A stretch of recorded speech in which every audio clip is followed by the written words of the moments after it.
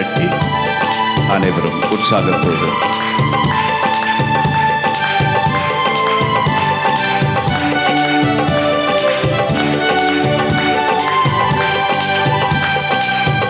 தீடும் வல்லமை, உன்னதத்தின் வல்லமை, ஆவியின் வல்லமை, அக்கினியின் வல்லமை, பொழுந்திடும் வல்லமை, உன்னதத்தின் வல்லமை, ஆவியின் வல்லமை, அக்கினியின் வல்லமை, வல்லமை தேவை தேவா, வல்லமை தாரும் தேவா, இன்று தேவை தேவா, ഇപ്പോൾ താരും ദേവാ, ഇന്നേ ദേവൈ ദേവാ, ഇപ്പോൾ താരും ദേവാ, പൊഴിന്തിടും വല്ലമൈ, ഉന്നതത്തിൻ വല്ലമൈ, ആവിയിൻ വല്ലമൈ, അഗ്നിയിൻ വല്ലമൈ, പൊഴിന്തിടും വല്ലമൈ, ഉന്നതത്തിൻ വല്ലമൈ, ആവിയിൻ வல்லமை, அக்கினியின் வல்லமை.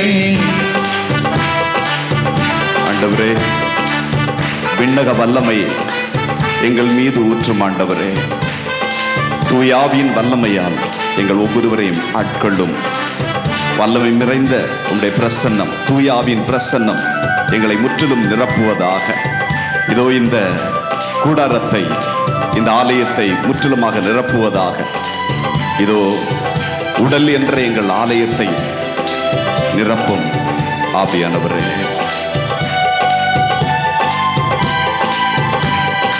இறுதி நாளில் எல்லோரும் ஆவியை பொழிவேனடி, இறுதி நாளில் எல்லோரும் சேர்ந்து ஆவியை பொழிவேனடி, முப்பவாலிபர் யாவரும் தீர்க்க தரிசனம் சொல்வாரே, முப்பவாலிபர் யாவரும் தீர்க்க தரிசனம் சொல்வாரே. பொழிந்திடும் வல்லமை, உன்னதத்தில் வல்லமை, பொழிந்திடும் வல்லமை, உன்னதத்தில் வல்லமை, ஆவியின் வல்லமை, அக்கினியின் வல்லமை, ஆவியின் வல்லமை, அக்கினியின் வல்லமை, பொழிந்திடும் வல்லமை, உன்னதத்தில் வல்லமை, ஆவியின் வல்லமை, அக்கினியின் வல்லமை, ஆவியின் வல்லமை, அக்கினியின் வல்லமை. உற்சாகத்தோடு கரங்களை தட்டி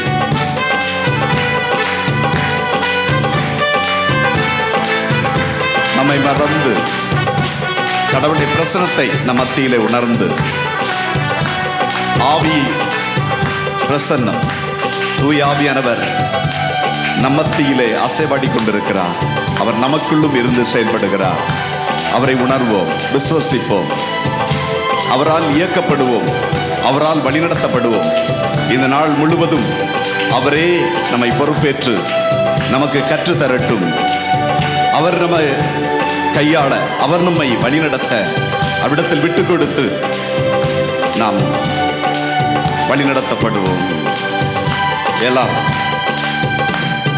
பெந்தெகோஸ்து நாளில் போது பெரிதான முழக்கத்தோடு சேர்ந்து பாடுவோம். பெந்தெகோஸ்து நாளில் போது பெரிதான முழக்கத்தோடு வல்லமையாக இறங்கி வரங்களினாலே நிரப்பும், வல்லமையாக இறங்கி வரங்களினாலே நிரப்பும், பொழிந்திடும் வல்லமை, உன்னதத்தின் வல்லமை, ஆவியின் வல்லமை, அக்கினியின் வல்லமை, பொழிந்திடும் வல்லமை, உன்னதத்தின் வல்லமை, ஆவியின் வல்லமை, அக்கினியின் வல்லமை, பொழிந்திடும் வல்லமை, உன்னதத்தின் வல்லமை, ஆவியின் வல்லமை, அக்கினியின் வல்லமை. கரங்களை உயர்த்தி சுதிப்போம். ஹல்லேலூயா ஹல்லேலூயா ஹல்லேலூயா சதவியத்தை எல்லாரும் சேர்ந்து ஹல்லேலூயா ஹல்லேலூயா ஹல்லேலூயா ஹல்லேலூயா ஹல்லேலூயா ஹல்லேலூயா ஹல்லேலூயா ஹல்லேலூயா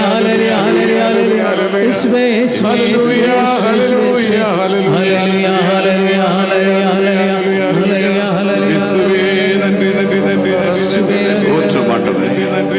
வானங்கள் திறக்கட்டும். தெய்வீக வல்லமை ஒவ்வொரு மீதும் இறங்கி வரட்டும்.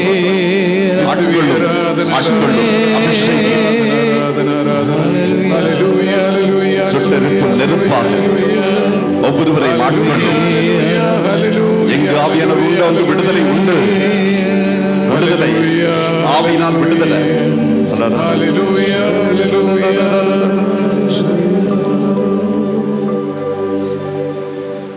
அனைவரும் அமர்ந்து கொள்வோம்.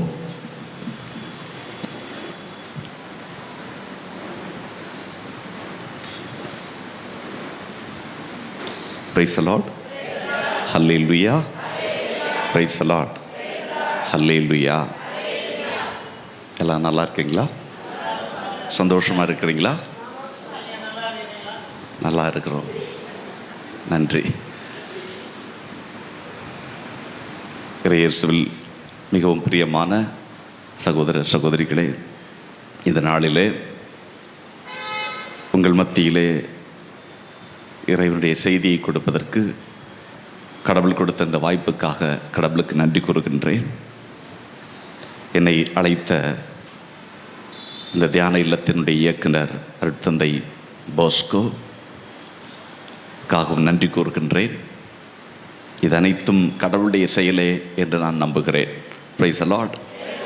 என்றால் அவர் அழைக்காமல், யார் அழைக்காமல் நான் வர முடியாது? ஆண்டவர் அழைக்காமல் நானாக இருக்கலாம், நீங்களாக இருக்கலாம். நீங்களும் உங்களையும் யார் தான் அழைத்து கொண்டிருக்கிறார்? கடவுள் தான் உங்களை அழைத்து வந்திருக்கிறார். Price the Lord. ஆகவே அவருடைய பிரசன்னம் அதுதான் முக்கியம். யார்? கடவுளுடைய பிரசன்னம். நம் கடவுளுடைய பிரசன்னத்தில் இருக்கும் போது அவருடைய வழிநடத்துதலை நீங்களும் நானும் உணர முடியும். அப்போ யாருடைய பிரசன்னத்தில் இருக்கிறோம்? கடவுளுடைய பிரசன்னம்.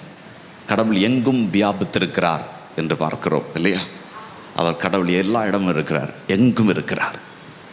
இந்த இடத்திலும் எங்கும் இருக்கிறார்னா இந்த இடத்துல இப்போது வல்லமையோடு இருப்பார் இல்லையா? என்றால் எல்லாரும் அவர் நாமத்தில் இந்த இடத்துல கூடியிருக்கிறோம், இயேசு நாமத்தில் கூடியிருக்கிறோம். ஆகவே இந்த இடத்தை தூயாவின் நிரப்பி கொண்டிருக்கிறார், நிரப்பி இருக்கிறார். அவர் நமக்குள்ளும் இருக்கிறார். தூயாவியானவர் எங்கே இருக்கிறார்? நமக்குள்ளும் இருக்கிறார். ஆனால் பிரச்சனை என்ன அப்படின்னா, இதை நாம் பல நேரங்களிலே உணர்றதில்லை. அவர் நமக்குள் இருக்கிறார் என்பதை நம்ம உணர்றதில்லை. அதுதான் பிரச்சனை. பிரச்சனை அவர்கிட்ட இல்லை, அவர் இருக்கிறாரு. ஆனால் நாம் உணர்றதில்லை. அவர் நம்ம கூட இருக்கிறாரு அப்படின்னு சொல்லிட்டு நாம் என்ன செய்யறதில்லை? பல நேரங்களில் உணர்றதில்லை. அவருடைய பிரசன்னத்திலே நம்மை ஒப்பு கொடுப்பதில்லை. அவர் என்னோடு இருக்கிறார் என்பதை உணர்ந்து அவரிடத்திலே நம்ம என்ன செய்வதில்லை? பல நேரத்தில் நம்மை ஒப்பு கொடுப்பதில்லை, நம்மை சமர்ப்பிப்பதில்லை. அதனால் என்ன முக்கியம் அப்படின்னா, அவர் நம்மோடு இருப்பதை நம்ம உணரணும். என்ன செய்யணும்? உணரணும். உணர்றது அப்படின்னா எப்படியோ ஒரு கரண்ட் மாதிரி அப்படியே ஷாக் அடிக்கிறது இல்லை. Praise the Lord. அப்படியே கையை ஆட்டிகிட்டே இருக்கிறது, தலையை ஆட்டிகிட்டே இருக்கிறது, ஏதோ ஒரு ஜஸ்டர்ஸ், உடல் பூர்வமான ஒரு உணர்வு சம்பந்தமான ஒரு ஏதோ ஒன்று நம்ம இயக்கிறது அப்படி இல்லை. வெளிப்படையாக அது தெரியணும் இல்லை, வெளிப்படையாக ஏதோ ஒரு சக்தியில் நம்ம இயங்குறது மாதிரி தெரியணும் அப்படின்னு இல்லை. நம்முடைய விசுவாசத்தில் நம்ம என்ன செய்யணும்? உணரணும். Praise the Lord. ஹல்லேலூயா. நான் ஒருவேளை ஒரு கரண்ட் மாதிரி அப்படியே ஷாக் அடித்த மாதிரி இருக்குது, ஏன்னா ஆவியானவர் என் கூட இருக்கிறத நான் உணர்றேன் அப்படின்னா, கஷ்டம் வரும்போது என்ன ஆகும்? குழியில் விழுறேன், அப்போ உணர்ந்துட்டு இருக்க முடியுமா? ஆனால் கடவுள் சொல்கிறார், நீ தீநடுவே நடந்தாலும் நான் உன்னோடு இருக்கிறேன், நீ ஆள்களிலே நடந்தாலும் நான் உன்னோடு இருக்கிறேன் அப்படின்னு. Price the Lord. அவர் இருக்கிறார். இதை நம்ம விசுவாசிக்கிறது தான். விசுவாசிச்சோம்னா விசுவாச நிலையில் நம் பயணிக்க ஒரு விசுவாச பயணம். என் பயணம் விசுவாச பயணம். விசுவாச நிலையிலே நான் விசுவாசிக்க கடவுள் என்னோடு இருக்கிறார் என்பதை விசுவாசித்து நம்புகிறேன். இந்த மைக்கு இருக்குது அப்படின்னு நம்புகிறேன் இல்லையா? இது நான் பார்க்குறேன், கண்ணால் பார்க்குறேன், அதனால் மைக்கு பக்கத்தில் இருக்குது அவன் நம்புகிறேன். நீங்கள் நம்புறீங்களா? எல்லாரும் 100% நம்புறீங்க இந்த மைக் இருக்குது அப்படின்னு இல்லையா? நான் நம்புறேன், நீங்களும் பார்க்குறீங்க. அதே போல கடவுள் என் கூட இருக்கிறாரு அப்படின்னு சொல்லிட்டு 100% நான் என்ன செய்கிறேன்? நம்புறேன். அதுதான் என்னது? அப்படி பிரசன்னத்தை உணர்றது. Price the Lord. இல்லை இதில் கரண்ட் இருக்குது, ஆனால் கரண்ட்டை பார்க்க முடியாது. சில நேரம் என்ன ஆகும்னா கொஞ்சம் லூஸ் கனெக்ஷன் இருந்துச்சுன்னா ஷாக் அடிக்கும். ஷாக் அடித்து அப்படி குர்ன்னு இருந்தால் தான் நான் உணர்றேன் அப்படின்னு இல்லை. Praise the Lord. ஹல்லேலூயா. சிலவங்க என்ன செய்வாங்கன்னா அப்படியே கை விரைச்சிட்டு இருந்தால் தான் கடவுள் இருக்கிறத உணர்றேன் அப்படின்னு. விரைக்காத நேரத்தில் அப்போ கடவுள் இல்லையா? Price the Lord. அவர் எப்போதும் நம்மோடு இருக்கிறார். அதை நம்ம என்னென்ன உணரணுங்கிறது தான் மிக மிக முக்கியம்.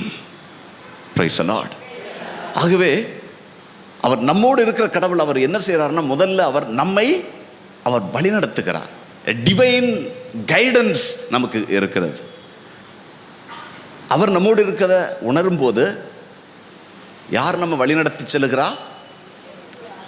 கடவுள் நம்மை வழிநடத்தி செல்லுகிறா. அவருடைய பிரசன்னம் நமக்குள். யார் நம்ம வழிநடத்துறது? அவருடைய பிரசன்னம் நம்மை வழிநடத்துகிறது.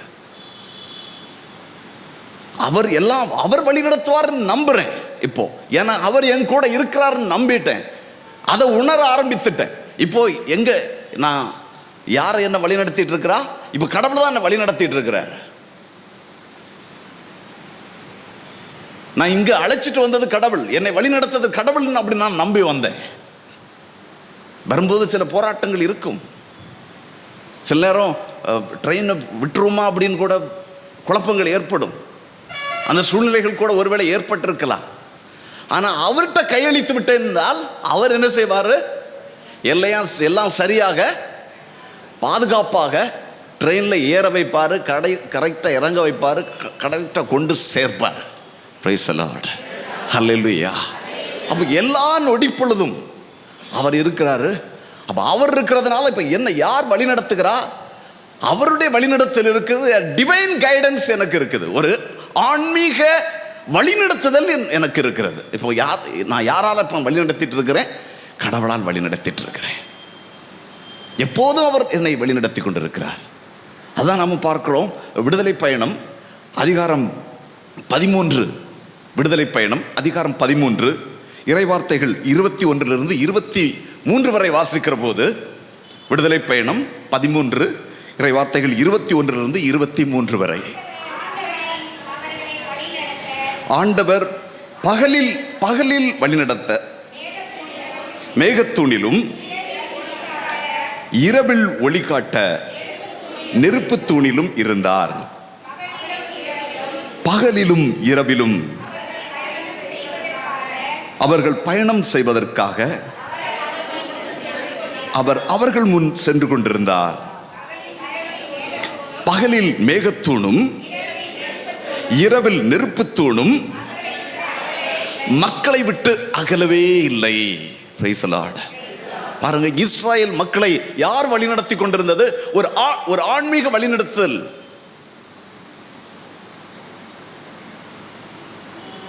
ஒரு தெய்வீக வழிநடத்துதல் அந்த இஸ்ராயேல் மக்களுக்கு இருந்தது. எப்பவும் அவரோடு இருந்தார். பகலிலும் இருந்தார், இரவிலும் இருந்தாருன்னு இருக்கு. பகல் எத்தனை மணி நேரம்? பகல் எத்தனை மணி நேரம்? 12 மணி நேரம். இரவு எத்தனை மணி நேரம்? 12 மணி நேரம். 12 12 24 24/7 7 நாட்களில் 24 மணி நேரமும் கடவுள் யாரோடு இருந்தார்?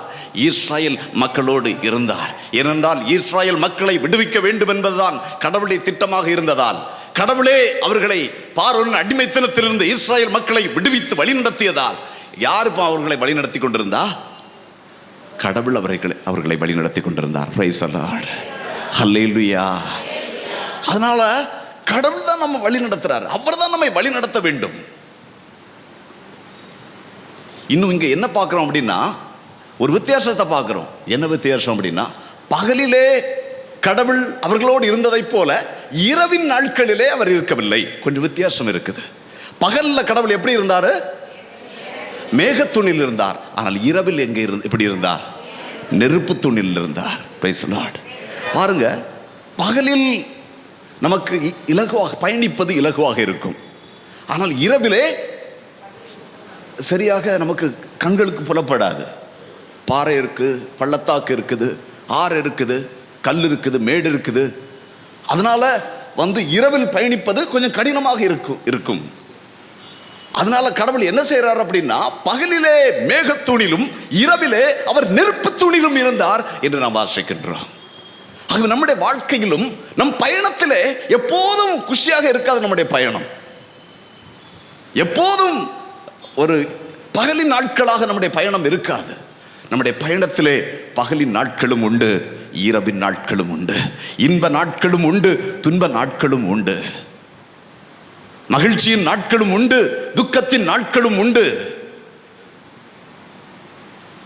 அதனால நல்லா இருக்கும்போது கடவுள் என் கூட இருக்கிறாரு, அவர் என்னோடு பயணிக்கிறாரு. துன்பம் வந்துருச்சுன்னா கைவிட்டுட்டார் கடவுள். கடவுள் என்ன செஞ்சிட்டாரு? கைவிட்டுட்டு எங்க போயிட்டாரு? ஏன் கடவுள் என்ன கைவிட்டார் அப்படின்னு கேள்விகள் மேல் கேள்விகளை நம்ம என்ன செய்கிறோம், கேட்கிறோம். அது அல்ல உண்மை. ஆனால் கடவுள் அவர் என்ன செய்வார்? எப்போதும் நம்மோடு இருக்கிறவர் கடவுள். அவர் இன்ப நாட்களிலும் நம்மோடு இருக்கிறார், துன்ப நாட்களிலும் நம்மோடு இருக்கிறார், இரவு நாட்களிலும் நம்மோடு இருக்கிறார், பகலின் நாட்களிலும் நம்மோடு இருக்கிறார், உடைவின் நாட்களிலும் நம்மோடு இருக்கிறார், எல்லாம் சரியாக போகிற நாட்களிலும் அவர் நம்மோடு இருக்கிறார். ஆனால் வித்தியாசம் என்னன்னா, இதோ பகலின் நாட்களிலே அவர் மேகத்தூணாக இருக்கிறார், இரவின் நாட்களிலே அவர் நெருப்புத்தூணாக இருக்கிறார். Praise the Lord. ஹல்லேலூயா, ஹல்லேலூயா, சத்தமா ஹல்லேலூயா, ஹல்லேலூயா. அதனால நம் வாழ்க்கையில் துன்பம் வருகிற போது, சோதனைகள் வருகிற போது கடவுள் கைவிட்டு விட்டார் என்று அர்த்தம் அல்ல. அப்போதும் கடவுள் என்ன செய்கிறார்? அவர் நம்மோடு தான் இருக்கிறார். அவர் எங்கே இருக்கிறார்? அவர் நம்மோடு இருக்கிறார். Praise the Lord. ஹல்லேலூயா. அன்புக்குரிய, இரண்டாவதாக கடவுள் எப்போது நம்மோடு இருக்கிறார்? அவர் என்ன செய்கிறார்? நம்மை வழிநடத்துகிறார். அவர் நம்மை என்ன செய்கிறார்? நம்மோடு இருந்து அவர் நம்மை வழிநடத்துகிறார். இரண்டாவதாக கடவுள் நம்மை என்ன செய்கிறார்? பாதுகாக்கிறார். நம்மோடு இருக்கிற கடவுள் நம்மை என்ன செய்கிறார்? அவர் நம்மை பாதுகாப்பார். அவர் பாதுகாக்கிறார். யாரிடமிருந்து பாதுகாப்பு வேண்டும்? எதிரியிடமிருந்து பாதுகாப்பு வேண்டும். பழைய ஏற்பாட்டில் நம்ம என்ன செய்கிறோம் அப்படின்னா, மனித எதிரிகளிடமிருந்து கடவுள் பாதுகாத்தார் என்று நாம் பார்க்கின்றோம். இயற்கை எதிரிகளிடமிருந்து. ஆக இயற்கை எதிரிகளும் உண்டு, மனித எதிரிகளும் உண்டு. ஆனால் மனித எதிரிகள் மாத்திரமல்ல, ஆன்மீக எதிரியும் உண்டு. அது யார்? அவன்தான் அலகை.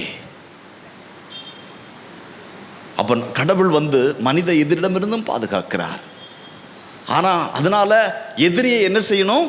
வெறுக்கணும் அப்படின்னு புதிய ஏற்பாட்டு வெளிச்சத்திலே எதிரி என்ன செய்யணும் அப்படின்னா, நாம் என்ன செய்ய வேண்டும் என்று சொல்லுகிறார்?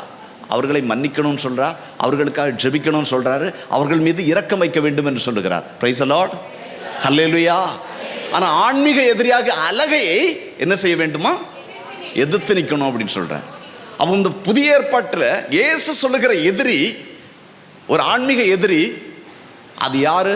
யோவான் 10:10 நம்ம என்ன சொல்கிறோம்? யோவான் அதிகாரம் 10 இறைவார்த்தை 10, திருடன் திருடுவதற்கும் அழிப்பதற்கும் கொல்வதற்குமின்றி வேறெதற்கும் வருவதில்லை. அவன் திருடன். அவன் தான் எதிரி. யார் எதிரி? உண்மையான எதிரி தீயவன் தான் உண்மையான எதிரி. Price the Lord. மனித எதிரிகளை நம்ம என்ன செய்யல? அவர்களை சபிங்க, அவங்கள வெறுத்து தள்ளுங்க அப்படின்னு கடவுள் என்ன செய்யல? சொல்லல. கடவுள் இரக்கமும் அன்பும் உள்ளவராக இருக்கிறார். கடவுள் இரக்கமும் அன்பும் உள்ள, நம்மோடு பயணிக்கும் கடவுள், நம்மோடு உடனிருக்கும் கடவுள், எல்லா சூழ்நிலைகளும் கடவுள் நம்மோடு பயணிக்கிற கடவுள். அவர் என்ன சொல்றார் அப்படின்னா, அவர் என்ன எப்படிப்பட்ட கடவுள் அப்படின்னா, நம்மோடு பயணிக்கும் கடவுள் இரக்கமும் அன்பும் உடைய கடவுளாக இருப்பதினால அவரும் என்ன செய்கிறார்? தவறு செய்கிறவர்கள் மீது இரக்கமும் அன்பும் காட்டுகிறார். Price the Lord. அவர் இரக்கம் அன்பும் காட்டுகிறார். ஆகவே தான், நான் பிறரை அன்பு செய்வது போல நீங்களும் ஒருவர் மற்றவரை அன்பு செய்யுங்கள், நான் பிறர் மீது இரக்கம் கொண்டிருப்பது போல நீங்களும் ஒருவர் மற்றவர் மீது இரக்கம் கொள்ளுங்கள் என்று கடவுள் சொல்லுகிறார்.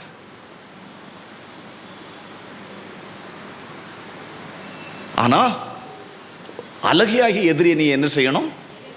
எதிர்த்து நிற்கணும் சொல்றார். 1 பேதுரு அதிகாரம் 5 இறைவார்த்தை 8, 1 பேதுரு அதிகாரம் 5 இறைவார்த்தை 8. அவனுக்கு மன்னிப்பே கிடையாது. யாருக்கு? அறிவு தெளிவோடு விழிப்பாக இருங்கள். உங்கள் எதிரி, யார் எதிரின்னு சொல்லப்பட்டிருக்கு? அலகை. உங்கள் எதிரியாகிய அலகை யாரை விழுங்கலாம் என கர்ச்சிக்கும் சிங்கத்தை போல அலைந்து திரிகிறான்.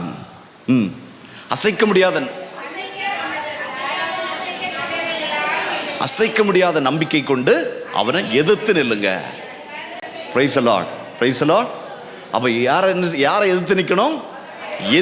இயேசு சொல்லுகிற எதிரி, புதிய ஏற்பாட்டு சொல்லுகிற எதிரி அலகையை எதிரி என்று சொல்லுகிறது விவிலியம், புதிய ஏற்பாட்டு விவிலியத்தில். அவனை நம்ம என்ன செய்யணும்? அவனை என்ன செய்யக்கூடாது? நம்ம வரவேற்கக்கூடாது. அவனுக்கு மேலே ஈன இறக்கம் காட்டக்கூடாது. அவனை என்ன செய்ய வேண்டும்? நம்ம எதிர்த்து நிற்க வேண்டும். அவன்தான் உண்மையான எதிரி என்று இறைவார்த்தை சொல்லுகிறது. பிரைஸ் தி லார்ட், ஹல்லேலூயா, ஹல்லேலூயா. அதனால நம்ம என்ன செய்யணும்? கடவுள் என்ன சொல்றாரு அப்படின்னா, எதிரி, உண்மையான எதிரி யாரு? அழகை தான் உண்மையான எதிரி. அவனை தான் நம்ம எதிர்த்து நிற்கணும். மனிதர்களை நம்ம என்ன செய்யணும்?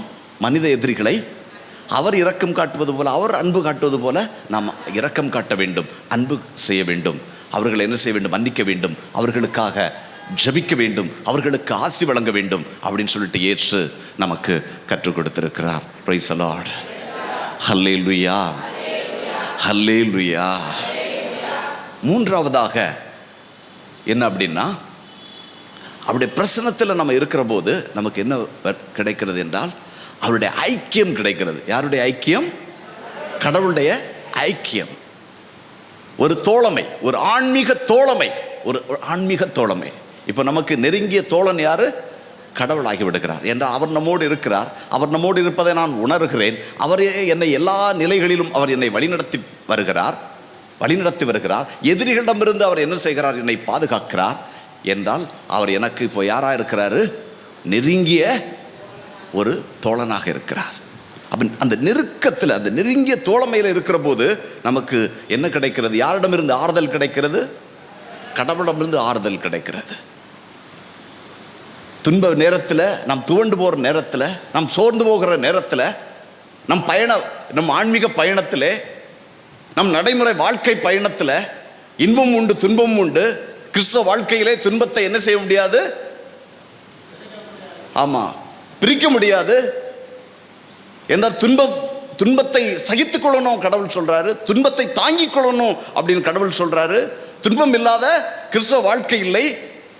ஆகவே இது துன்பம் என்பது கிறிஸ்தவர்களுக்கு கோழைத்தனம் அல்ல.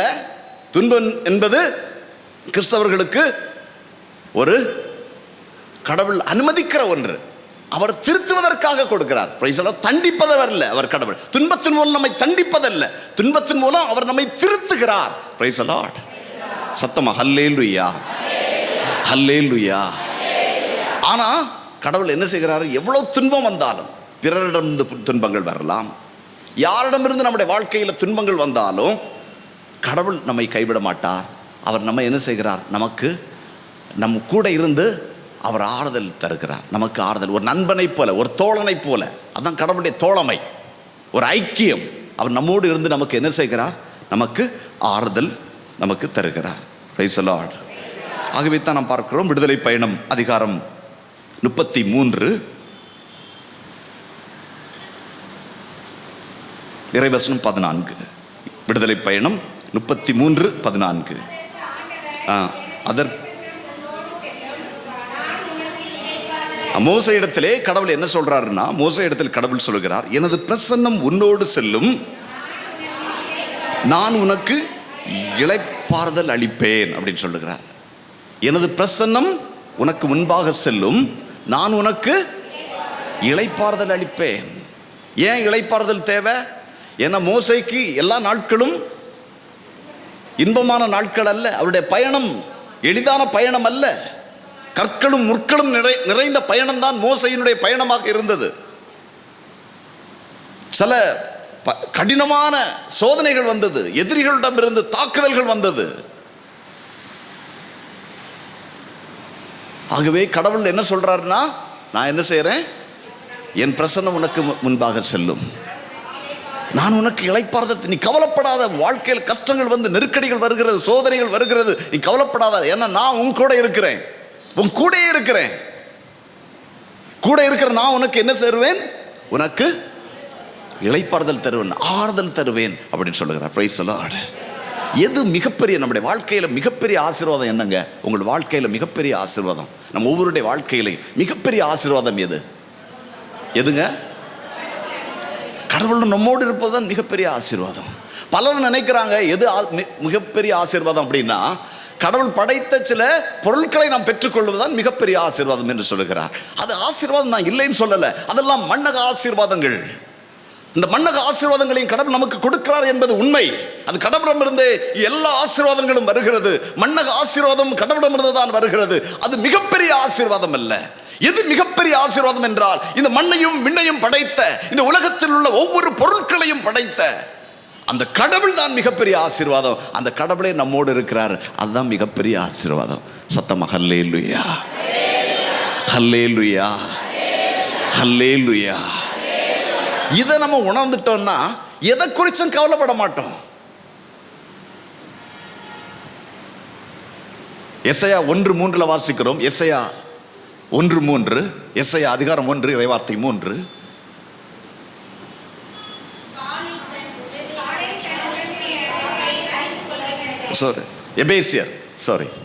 எபேசியர் அதிகாரம் 1 இறைவார்த்தை 3.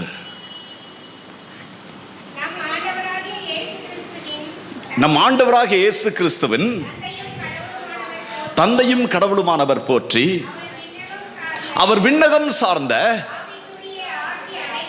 ஆவிக்குரிய ஆசீர் அனைத்தையும் கிறிஸ்து வழியாக நம் மீது பொழிந்துள்ளார். பிரைஸ் தி லார்ட், ஹல்லேலூயா. ஆகவே இங்க பவுல் என்ன சொல்றார் அப்படின்னா, விண்ணகம் சார்ந்த ஆவிக்குரிய ஆசீர்வாதங்கள் அனைத்தையும் இயேசு கிறிஸ்து வழியாக நம்ம என்ன செய்கிறார், பொழிந்துள்ளார் அப்படின்னு சொல்றோம். எது விண்ணக ஆசீர்வாதம்? எது விண்ணக ஆசீர்வாதம்? தூய ஆவி. தூய ஆவி, நம் தூய ஆவி, அவருடைய பிரசன்னத்தில் நம்ம இருக்கிறோம். ஆவியானவர் நமக்குள்ள இருக்கிறார். பழைய ஏற்பாட்டில் கூட நம்ம இங்க பார்க்கிறோம், மோசேயை வழி நடத்தினார், வெளியிலிருந்து வழி நடத்தினார். எனது பிரசன்னம் உனக்கு முன்பாக செல்லும் அப்படின்னு சொன்னார். நான் கூட இருக்கிறேன் சொன்னார். இரவிலே மேகத்தூணிலும், இரவிலே நெருப்பு தூணிலும், பகலிலே மேகத்தூணிலும் இருக்கிறேன் அப்படின்னு சொன்னார். ஆனா புதிய ஏற்பாட்டு கிறிஸ்தவர்களாகிய உங்களுக்கும் எனக்கும் கடவுள் கொடுத்திருக்கக்கூடிய மிகப்பெரிய பாக்கியம், இயேசு கிறிஸ்துவின் வழியாக நமக்கு கொடுக்கப்பட்ட மிகப்பெரிய ஒரு விண்ணக ஆசீர்வாதம் என்னன்னா, அந்த தூய ஆவியானவர் கடவுளே நமக்குள் இருக்கிறார். எத்தனை பேர் விசுவாசிக்கிறீங்க? அவர் இருக்கு. இதை விட மேலான ஆசீர்வாதம் இந்த உலகத்தில் இருக்காதுங்க. இருக்குதா? இருக்குதா? குழந்தை செல்லும் மக்கள் பேரும் கடவுளுடைய ஆசீர்வாதம். இது மண்ணக ஆசீர்வாதம். பிரைஸ் தி லார்ட், ஹல்லேலூயா, ஹல்லேலூயா. நில புலன்கள், வீடு, கார், பங்களா, இது எல்லாம் ஆசீர்வாதம். அது மண்ணக ஆசீர்வாதம். இது வேண்டான்னு சொல்லல, எல்லாம் வேணும். ஆனா எல்லாவற்றையும் விட மேலான ஆசீர்வாதம், விண்ணக ஆசீர்வாதம். அவரே நம்மோடு இருக்கிறார். அவர் நம்மோடு உடன் இருக்கிறார். அவர் நம்மோடு தோழமை கொள்ளுகிறார், நம்ம வழி நடத்துறார். அப்ப எதுக்கு கடவுள் என்ன துன்பத்தில் வழி நடத்துறாரு? ஏன் அவர் என்னமோடு கடவுளே தான் என் கூட இருக்கிறாரு, எப்போதும் என் கூட இருக்கிறாரு. ஏன் துன்பத்தின் மூலம் அவர் வழி நடத்திருக்கிறாரு? கரெக்ட், நம்ம என்ன செய்வதற்காக? சீர்படுத்துவதற்காக. ஏன்னா மிகப்பெரிய ஆசீர்வாதம் விண்ணகம்தான், தூயாவிதான் மிகப்பெரிய ஆசீர்வாதம், நித்திய வாழ்வு தான் மிகப்பெரிய ஆசீர்வாதம். Price the Lord. கடவுளுடைய விண்ணக ஆசீர்வாதங்கிறது கடவுளுடைய கிருபை, அருள், கடவுளுடைய அருள். இது விண்ணக ஆசீர்வாதம் என்பது தூய ஆவி. விண்ணக ஆசீர்வாதம் என்பது நித்திய வாழ்வு. நித்திய வாழ்வு இது நிரந்தரமான வாழ்க்கை. மண்ணக வாழ்வு நிரந்தரம் அல்ல, விண்ணக வாழ்வே நிரந்தரம். அந்த ஆசீர்வாதம், அந்த ஆசீர்வாதத்தை பெறணுங்கிறதுக்காக நம்ம என்ன செய்கிறாரு? சில நேரம் பறிக்கிறார். மண்ணக ஆசீர்வாதத்தை ரொம்ப சார்ந்து இருந்தோம்னா அதை நம்மிடம் பறிக்கிறார். சில நேரம் என்ன செய்கிறாரு? திருத்துவதற்காக அடிக்கிறார். பனிஷ் பண்ற கடவுள் அல்ல அவர், நம்ம தண்டிக்கிறவர் அல்ல, கரெக்ட் பண்றார். எதுக்காக? அந்த விண்ணக ஆசீர்வாதத்தை நம்ம இழந்து விடக்கூடாதுங்கிறதுக்காக நித்திய வாழ்வில் நாம் அவருடைய பிள்ளைகள், விண்ணிலிருந்து நாம் வந்திருக்கிறோம், கடவுளமிருந்து நாம் வந்தவர்கள், நாம் அவரோடு போய் சேர வேண்டும் என்பதுதான் கடவுளுடைய நோக்கமாக இருக்கிறது. அதனால் அவர் எங்கே வச்சு நம்ம ஆயத்தப்படுத்துகிறாருன்னா இந்த மண்ணகத்தில் வைத்து தான் அவர் என்ன செய்கிறார், நம்மை ஆயத்தப்படுத்தி ஒரு நாள் முகமுகமாக அவரை தரிசிப்பதற்கு நம்மை ஆயத்தப்படுத்துகிறார். அல்லேலூயா. இதுக்கு தான் இந்த துன்பங்கள் வழியும் அவர் வழி நடத்துகிறார்.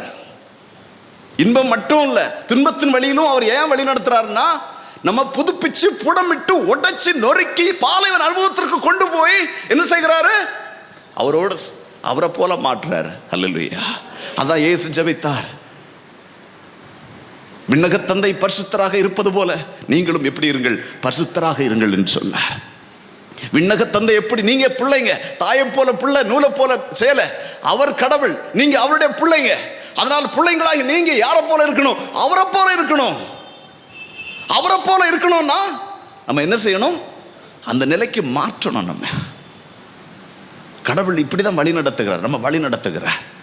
அதான் கிறிஸ்தவ வாழ்க்கை, துன்பம் நிறைந்ததான் வாழ்க்கை. சிலுவை இல்லாம கிறிஸ்தவ வாழ்க்கை இல்லை, சிலுவை இல்லாம இல்லை. உடைக்கப்பட்டு எது உடைக்கப்படுது, சுயம் உடைக்கப்படுது, நான் உடைக்கப்படுது. எனக்கு எல்லாம் தெரியும், நான் நினைச்ச மாதிரி தான் நடக்கணும், என் விருப்பப்படி தான் நான் நடப்பேன், இது எனக்கு நல்லதா தெரியுது, நான் இப்படி நடப்பேன், இதை குடிச்சா என்ன தப்பு, இதை நான் குடிப்பேன், இதை சாப்பிட்டா என்ன தப்பு, இப்படி நான் சாப்பிடுவேன், இப்படி வாழ்ந்தா என்ன தப்பு, இப்படி நான் வாழ்வேன். இல்லை, உன் விருப்பப்படி வாழக்கூடாது, என் விருப்பப்படி வாழணுங்கிறதுக்காக தான் அவர் நம்மோடு இருந்து அவர் என்ன செய்கிறார், நம்மை வழி நடத்துகிறார், நம்மை பாதுகாக்கிறார், எதிரிடமிருந்து பாதுகாக்கிறார், பாவத்தில் விழாதபடி நம்மை பாதுகாப்பதற்காக அவர் நம்மோடு இருக்கிறார். அவரை போல மாற்றுறதுக்காக அவர் என்ன செய்கிறார், நம்மோடு உடனிருந்து நம்மை பாதுகாத்து, கண்ணின் மணி போல பாதுகாத்து என்ன செய்கிறார், நம்மை வழி நடத்துகிறார். அல்லேலூயா. சத்தமாக அல்லேலூயா, அல்லேலூயா. ஆகவே அன்புக்குரியவர்களே, துன்பங்களுக்கு இந்த வாழ்க்கையில், நம்ம மனித வாழ்க்கையில் துன்பங்கள், நெருக்கடிகள், சோதனைகள் இதெல்லாம் வர்றதுக்கு 4 காரணங்கள் உண்டு. எத்தனை காரணங்கள்? 4 காரணங்கள். 4 காரணங்கள். ஒன்று, நம்முடைய தனிப்பட்ட பாவம். எது? நம்முடைய தனிப்பட்ட பாவம், நம்முடைய பாவ வாழ்க்கை. 2வது என்ன காரணம் அப்படின்னா, 2வது மற்ற மனிதர்கள் நம்ம மூலம் வருகிற துன்பங்கள். நம்முடைய பாவங்கள், துன்பங்கள் வருவதற்கு ஒரு காரணம். 2வது காரணம் மற்ற மனிதர்களுடைய துன்பங்கள். முன்னோர்கள் மூலமாக வந்திருக்கலாம், நாம் வாழும்போது பலர் நமக்கு தீங்குதல் செய்யலாம், பிறர் மூலமாக வருகிற துன்பங்கள். 3வது சாத்தான் வழியாக வருகிற துன்பங்கள், அலகையின் வழியாக வருகின்ற துன்பங்கள். அலகை என்ன செய்கிறான்? துன்பங்களை கொண்டு வருகிறான், நோய்களை கொண்டு வருகிறான், துன்பங்களை கொண்டு வருகிறான், சோதனைகளை கொண்டு வருகிறான். 4வதாக என்ன அப்படின்னா, கடவுள் என்ன செய்கிறாரு, துன்பத்தின் மூலம் இந்த நம் துன்பங்களை அனுமதித்து அவர் என்ன செய்கிறார், கடவுள் துன்பத்தை அனுமதிக்கிறார். சொல்லுவாங்க, எல்லாம் எதுக்கெடுத்தாலும் பாவம் தான் காரணம்னு சொல்லுவாங்க. பாவம் மட்டும் காரணம் அல்ல. யோபுடைய வாழ்க்கையில் பாவம் மட்டும் காரணம் அல்ல. அவன் நீதிமான் என்று சொன்னார். கடவுள் பார்வையிலே நான் நீதிமான். கடவுள் இந்த துன்பங்களை என் வாழ்க்கையில் அனுமதித்திருப்பதற்கு காரணம் என் பாவங்கள் அல்ல, நான் நீதிமான். ஆகவே யோபுடைய வாழ்க்கையிலே இந்த துன்பங்கள் வருவதற்கு காரணம் அவனுடைய பாவம் அல்ல. எல்லாம் பாவங்கள் காரணம் அல்ல, ஆனால் பாவங்களும் என்ன செய்கிறது, பாவத்தின் வழியாகவும் துன்பங்கள் வருகிறது. Praise the Lord. ஹல்லேலூயா. ஆனால் இந்த 4 நிலைகளிலும் ஆனால் ஒன்று ரொம்ப முக்கியம். என்ன அப்படின்னா, நம்ம மனம் மாற்றம் என்பது முக்கியம். எந்த வழியாக இருந்தாலும் எது முக்கியம்? மனம் மாற்றம் என்பது முக்கியம். மனம் மாற்றம். 2வது நம் தனிப்பட்ட பாவம், மனமாற்றம். பிறரிடமிருந்து வருகிற துன்பங்கள், கடவுள் என்ன சொல்லுகிறார்? மன்னிக்க சொல்லுகிறார். பிறரிடமிருந்து துன்பங்கள் வந்துச்சுன்னா நம்ம என்ன செய்யணும்? அவங்கள தண்டிக்க சொல்றாரா? கடவுள் என்ன செய்கிறாரு? மன்னிக்க சொல்லுகிறார். அவர் மன்னிக்க சொல்லுகிறார், மன்னிக்க வேண்டும். 3வது என்ன செய்யணும்? தீயவனிடமிருந்து வருகிறது, அதனால நீங்கள் பார்த்துட்டு சும்மா இருங்கன்னு சொல்லலை. தீயவனிடம் துன்பங்கள் வருகிற போது நீங்கள் என்ன செய்யுங்க? எதிர்த்து நில்லுங்க அப்படின்னு சொல்கிறார். மனித எதிரிடமிருந்து துன்பங்கள் வரலாம். அவன் ஒரு சாதாரண மனிதன், அவன் கடவுளுடைய படைப்பே, அவருடைய ரூபத்தில் சாயல் படைக்கப்பட்டவன் மனிதன். அவன் தவறு செய்கிறான், அவனிடமிருந்து துன்பங்கள் வருகிறது, ஆனால் அவனை பொறுத்து கொள்ள வேண்டும், மன்னிக்க வேண்டும் என்று சொல்லுகிறார். ஆனால் யாரை மன்னிக்க கூடாது? சகித்து கொள்ளக்கூடிய சாத்தானை சகித்து கொள்ளக்கூடாது. அவனை எதிர்த்து நிற்கணும். அவன் மூலமாக என் வாழ்க்கையில் என்ன செய்ய, அவன் குறுக்கிடக்கூடாது. சாபங்கள் அவன் மூலமாக வரக்கூடாது, நோய்கள் அவன் மூலமாக வரக்கூடாது, துன்பங்கள் அவன் மூலமாக வரக்கூடாது. ஏன்னா கடவுள் நமக்கு என்ன செய்கிறார்? அவர் நாம் உடன் இருக்கிறோம், அவரோடு உடன் இருக்கிறோம். கடவுள் நம்மோடு உடன் இருக்கிறார், தோழமையில் இருக்கிறார், ஐக்கியத்தில் இருக்கிறார். அவர் இருக்கிறதுனால என்ன செய்ய முடியாது? அவன் வர முடியாது. அந்த நிலைக்கு நம்ம இருந்தோம்னா, அவரோடு ஐக்கியத்தில் இருந்தோம்னா, அவன் தீமை என்ன செய்ய முடியாது? நம்ம எதிர்த்து நிற்க முடியாது. Price the Lord. மனிதர்களை எதிர்த்து நிற்கலாம், நம்முடைய வலிமை போதும். மனிதர்களை எதிர்த்து நிற்பதற்கு கடவுளுடைய வலிமை தேவையில்லை. பிறரை எதிர்த்து நிற்பதற்கு கடவுள் வலிமையும் தரமாட்டார். ஏன்னா அவர் சொல்லிட்டார், நீங்கள் பிறரை தீங்கு செய்தவர்களை மன்னிங்க அப்படின்னு சொல்லிட்டார். யாரை எதிர்த்து நிற்க முடியாது? நம்முடைய வலிமையினால யாரை எதிர்த்து நிற்க முடியாது? சாத்தான நம்முடைய வலிமையினால எதிர்த்து நிற்க முடியாது, நம்முடைய சக்தியினால எதிர்த்து நிற்க முடியாது. சாத்தான மனிதர்களை எதிர்த்து நிற்கலாம். ஆள் பலம் வச்சிருக்கலாம், அடிபலம் வச்சிருக்கலாம், அரசியல் பலம் வச்சிருக்கலாம், திறமை இருக்கலாம். இதை வச்சு நம்ம என்ன செய்யலாம்? மனிதனை என்ன செய்யலாம்? எதிர்த்து நின்று வெற்றியும் பெறலாம். ஆனால் சாத்தான இதெல்லாம் வச்சுட்டு சாத்தான் வெற்றி பெற முடியுமா? அதுக்கு யார் வேணும்? கடவுள் வேணும். அவருடைய உடனிருப்பு வேணும், அவருடைய வழிநடத்துதல் வேணும், அவருடைய பாதுகாப்பு வேணும், அவருடைய உடனிருப்பு தோழமை வேணும், அவருடைய ஐக்கியம் வேணும். கடவுளோடு இருக்கிற போது, நெருங்கி இருக்கிற போது அவர் என்ன செய்கிறாரு? சாத்தான் என்ன செய்ய முடியாது? நெருங்கவே முடியாது. இவன் தனி ஆளாக இல்லை, இவன்கிட்ட மோத முடியாது. ஏன்னா இவனுக்கு உண்மை தெரிஞ்சு போச்சு, கடவுள் கூட இருக்கிறாருன்னு தெரிஞ்சு போச்சு, கடவுளுடைய பாதுகாப்பு இவனுக்கு இருக்குது அப்படின்னு சொல்லி தெரிஞ்சு போச்சு. துன்பம் வந்தாலும் இவன் என்ன செய்ய கேள்வி கேட்கறதில்ல. பிறரை தூண்டி எதிரிகளாக இவர்களுக்கு கொண்டு போய் இவர்களை மோத வைத்தாலும் அவர்களை என்ன செஞ்சிடறான்? அவருடைய விருப்பப்படி மன்னிச்சிடுறான். அப்ப இவனை தாக்குறதுக்கு வேற வழியே இல்லை. அப்படி என்ன செய்து விடுவான்? அவன் ஓடி போய் விடுவான். ஹல்லேலூயா, ஹல்லேலூயா. அதுதான் கடவுள் என்ன செய்யறாரு? அவரோடு நெருங்கி வர வைக்கிறார். துன்பங்களை கொடுத்தாவது அவர் நெருங்கி வரணும் அப்படின்னு. அவர் நெருங்கி வரணும். எவ்வளவு துன்பமோ அவ்வளவுக்கு அவரோடு நெருங்கணும். அவர் விட்டு பிடிப்பார், கொஞ்சம் பிரச்சனை தருவார், அப்படி கொஞ்சம் இழுப்பார். Price the Lord. பக்கத்தில் இருப்பார். தூண்டில் போடுவீங்கல்ல, தூண்டில் போட்டால் என்ன செய்யுங்க? அது மீன் கொஞ்சம் இழுத்தோடனே பக்கத்து உடனே இழுத்துறணும், நம்ம இழுத்துறணும், பக்கத்து கொண்டு வரணும். Price the Lord, hallelujah. ஆனால் துன்பத்தை கொடுத்து என்ன செய்கிறாரு? அவர்கிட்ட நெருங்கி வர வைக்கிறார், நெருக்கமாக கொண்டு வர்றார். இதான் பாருங்க, ஆபிரகாம் யோசபத்து சொல்லுகிறார், கடவுளுக்கு மிகவும் சிநேகிதனான ஆபிரகாமே அப்படின்னு சொல்லுகிறார். ஆபிரகாம் மிகப்பெரிய ஆசீர்வாதம் என்ன அப்படின்னு சொன்னால், அவர் வானத்து நட்சத்திரங்களை போல் பூமியின் மணலை போலவும் உன் சந்ததியை பெருக வைப்பேன் என்று சொன்னார். இதை உன்னை நான் ஆசீர்வாதமாக மாற்றுவேன் என்று சொன்னார். நில புலன்களை, ஆடு மாடுகளை எல்லாம் கொடுத்தார், எல்லாத்தையும் கொடுத்தார். எல்லாம் ஆசீர்வாதம் தான், இல்லைன்னு சொல்ற. ஆனால் மிகப்பெரிய ஆசீர்வாதம் அவருக்கு என்னன்னா, அவர் சோர்வுற்ற வேளைகளிலே, அவர் துன்பத்தில் இருக்கும் வேளைகளிலே கடவுள் இறங்கி வந்து அவனோடு உரையாடினார், ஆபிரகாமோடு உரையாடினார், அவரோடு தோழமை கொண்டார், அவருக்கு ஆறுதலாக, ஆபிரகாமுக்கு ஆறுதலாக இருந்தார். ஆகவே தான் யோசபாத் சொல்லுகிறார், கடவுளுக்கு மிகவும் நெருக்கமான, இதோ நண்பனான, சிநேகிதனான ஆபிரகாமே என்று சொன்னார். பிரைஸ் தி லார்ட், ஹல்லேலூயா. இதுதான் கடவுள் விரும்புகிறார். அவரோடு நெருங்கி இருக்கணும் அப்படின்னு விரும்புகிறார், அவரோடு ஐக்கியமாக இருக்க வேண்டும் என்று கடவுள் விரும்புகிறார். அதுதான் கடவுள் நம்மிடத்தில் விரும்புகிறார். Price the Lord. ஆகவே நம்ம எல்லா நேரத்திலும் கடவுள் கூட இருக்கிறார், கடவுள் கூட. ஆனால் என்ன முக்கியம் அப்படின்னா, அவர் தான் முக்கியம். அவர் தான் மிகப்பெரிய ஆசீர்வாதம், அவர் தான் மிகப்பெரிய ஆசீர்வாதம். எல்லாத்துக்கும் மேலே இறையாட்சியும் அவருக்கு ஏற்படையவற்றையும் நாடுங்கள், மற்றவை அனைத்தும் உங்களுக்கு சேர்த்து கொடுக்கப்படும் அப்படின்னு மத்தேயு 6:33 வாசிக்கிறோம். எல்லாம் சேர்த்து கொடுப்பார். பிரைஸ் தி லார்ட், ஹல்லேலூயா. அன்புக்குரியவர்களே, சில ஆண்டுகளுக்கு முன்பாக நான் ஸ்ரீலங்காவிற்கு பயணமாக வேண்டியிருந்தது. ஒரு தவக்காலத்திலே, எதற்காக? அங்கே தியானம் கொடுப்பதற்காக. ஒரு 3 வாரங்கள் அங்கே தங்கி தியானம் கொடுப்பதற்காக அழைப்பு வந்தது. அப்போது நான் ஒவ்வொரு தவக்காலத்திலும் நான் என்ன செய்வேன் அப்படின்னா, தியானம் இந்த தவக்காலத்துக்கு முன்பாக நான் ஒரு தியானத்திற்கு செல்வேன். நான் ஒரு தியானத்திற்கு சென்று ஆன்மீகத்தில் என்னை ஆயத்தப்படுத்துவேன். நல்ல பாவ சங்கீர்த்தனம் செஞ்சு உங்களை மாதிரி ஒரு தியானத்தில் கலந்து கொண்டு நல்ல பாவ சங்கீர்த்தனம் செய்து என்னை தயாரித்து நான் அதற்காக அந்த தியானத்திற்காக என்னை ஆயத்தப்படுத்துவேன். அதே போல் மும்பையிலே ஒரு தியானம், தமிழ் தியானத்திற்காக எனக்கு அழைப்பு வந்தது. அந்த நாட்களில்தான் ஒரு ஆங்கில தியானம் அங்கே இருந்தது. டெலிவரன்ஸ் ரெட்ரீட், விடுதலை தியானம் அங்கே நடைபெற்றது. அப்போது நான் அந்த தியானத்திலே, அந்த 5 நாட்கள் தியானத்திலே நான் கலந்து கொண்டேன். அது முடித்த பிறகு என்ன இந்த தவக்காலம் ஆரம்பிக்கிறது. அந்த தவக்காலத்துக்கு முன்னாடி இந்த தியானம் இருந்தது. அந்த தியானத்திலே நல்ல ஒரு பாவ சங்கீர்த்தனம் செய்து டெலிவரன்ஸ் ஜெபம் எல்லாம் ஜெபித்து என்னை ஆன்மீகத்திலே ஆயத்தப்படுத்தினேன். இப்போது என் மனதிலே ஒரு சிந்தனை வந்தது.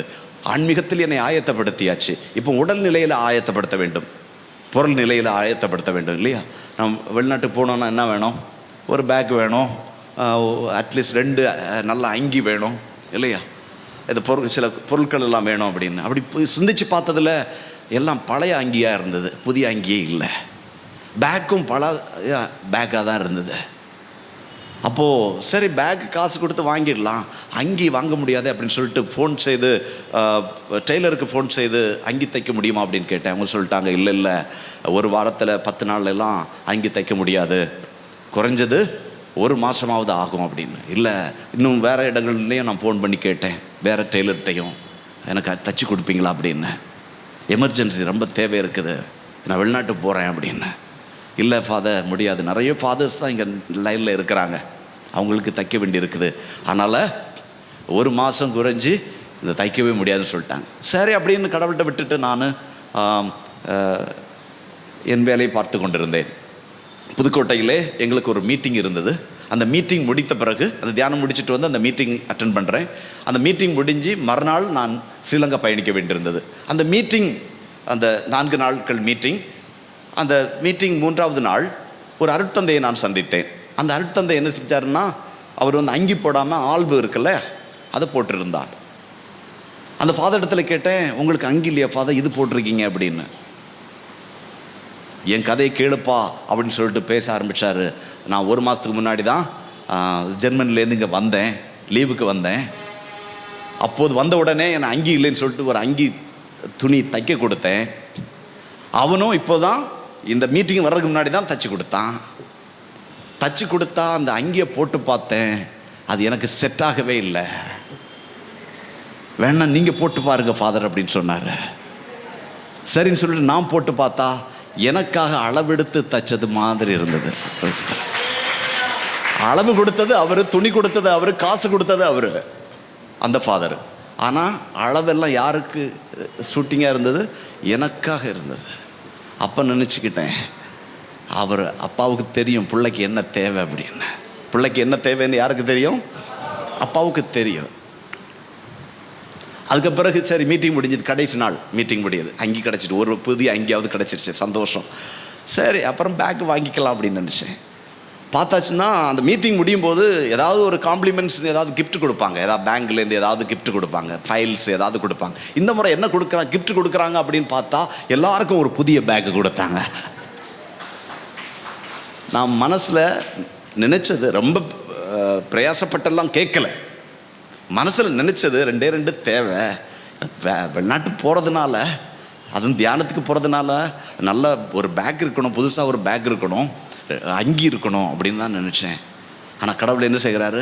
என் மனதின் விருப்பங்களை நிறைவேற்றினார். அல்லேலூயா. ஏன்னா நான் யாரோட இருக்கிறேன்? அவரோடு இருக்கிறேன். அதுதான் முக்கியம். அவர் நம்முடைய தேவைகளெல்லாம் அவர் என்ன செய்வார்? அவர் நிறைவேற்றுகிற கடவுளாக இருக்கிறார். அதான் விடுதலை பயணம் அதிகாரம் 33, விடுதலை பயணம் அதிகாரம் 33 இறைவார்த்தை 15 வாசிங்க. மோசே அவரிடம், உமது பிரசன்னம் கூட வரவில்லை எனில் எங்களை இங்கிருந்து போக செய்யாதையும், நானும் உம் மக்களும் உம் பார்வையில் தயை பெற்றுள்ளோம் என்பதை எப்படி அறிவோம்? நீர் எங்களோடு இருப்பதாலும் நானும் உம் மக்களும் மண்ணுலகில் உள்ள அனைத்து மக்களினங்களில் நின்றும் வேறுபட்டு நிற்பதாலும் அன்றோ என்றார். ஆகவே தயவெனது உதவி. நானும் உம் மக்களும் உம் பார்வையில் தயை பெற்றுள்ளோம், உதவி பெற்றுள்ளோம். Praise the Lord. Hallelujah. அப்போ அதான் எல்லாவற்றுக்கும் மேலாக இறையாட்சியும் அவருக்கு ஏற்படவற்றை நாடுங்கள், மற்றவை அனைத்தும் உங்களுக்கு சேர்த்து கொடுக்கப்படும். உங்களுடைய மண்ணக தேவை என்ன என்று அவருக்கு தெரியும். நீங்க கேட்கறதுக்கு முன்னாடியே நமக்கு என்ன தேவை அப்படின்னு அவருக்கு தெரியும். அவர் எங்கோ இருக்கிற கடவுள் அல்ல, அவர் நம்மோடு இருக்கிற கடவுள், நம்மோடு பயணிக்கிற கடவுள், நம்மோடு ஐக்கியமாக இருக்கிற கடவுள், நம்மோடு உடன் இருக்கிற கடவுள். நம்முடைய தேவைகளை அறிவதற்கு அவருக்கு கடினமான காரியம் அல்ல. நம் தேவைகளை அவர் அறிவார். நாம் கேட்பதற்கு முன்பாகவே அவர் நம் தேவைகளை அவர் நிறைவேற்றுவார். ஆனா என்ன முக்கியம்? நாம் அவரோடு இருக்கணும், அவரால் வழிநடத்தப்படணும். அவருடைய விருப்பப்படி நாம் என்ன செய்யணும்? காரியங்களை செய்ய வேண்டும். Praise the Lord.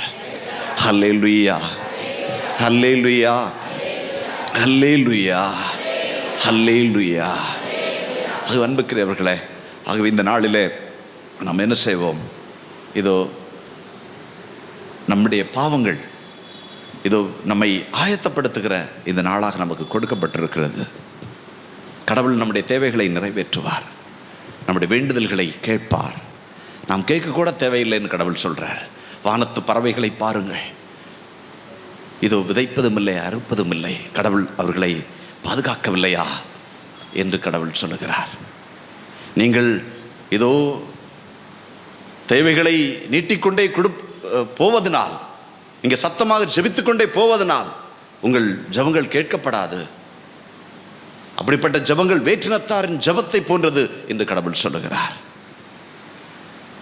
ஆகவே எது முக்கியம் அப்படின்னா, நாம் அவரோடு இருக்கணும், அவரோடு ஐக்கியமாகணும் என்பதுதான் முக்கியம். ஆகவே எல்லாரும் எழுந்து நின்று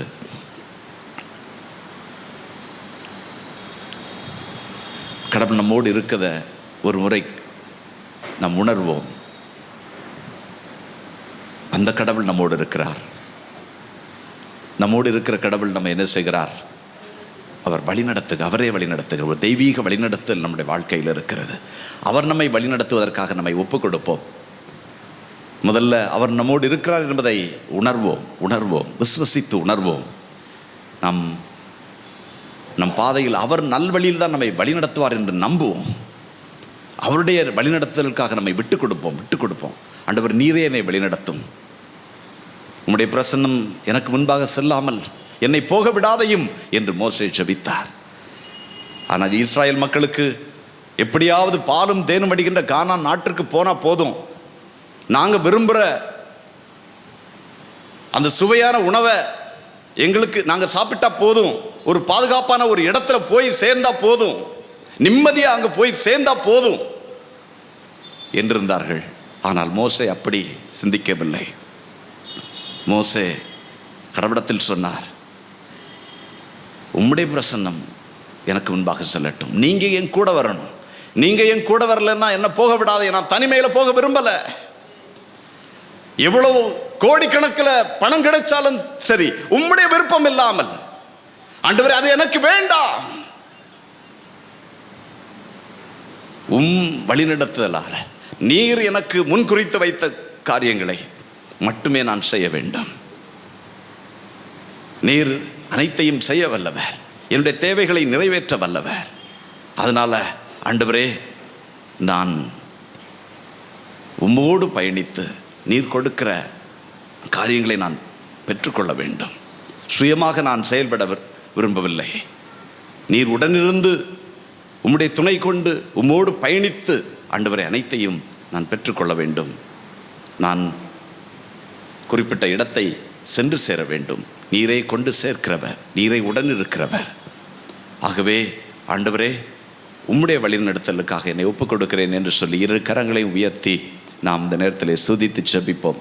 நம்மோடு உடனிருந்து கடவுளை சுதித்து ஜெபிப்போம். ஹல்லேலூயா, ஹல்லேலூயா, ஹல்லேலூயா, ஹல்லேலூயா, ஹல்லேலூயா, ஹல்லேலூயா, ஹல்லேலூயா, ஹல்லேலூயா, ஹல்லேலூயா, ஹல்லேலூயா. இயேசு என்னோடு இருக்கிறார். அவருடைய பிரசன்னம் என்னோடு இருக்கிறது. Hallelujah. அவருடைய பிரசன்னம் என்னோடு இருக்கிறது. Hallelujah. Hallelujah. Hallelujah. ஆகவே Hallelujah. Hallelujah. என்னை ஆயத்தப்படுத்த Hallelujah. ஒரு மனமாற்றத்திற்கு என்னை Hallelujah. அழைக்கிறார்.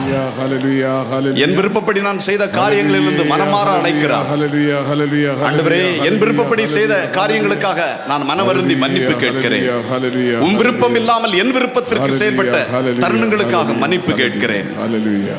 மனம் மாறுகிறேன் ஆண்டவரே, மனம் திருந்துகிறேன் ஆண்டவரே.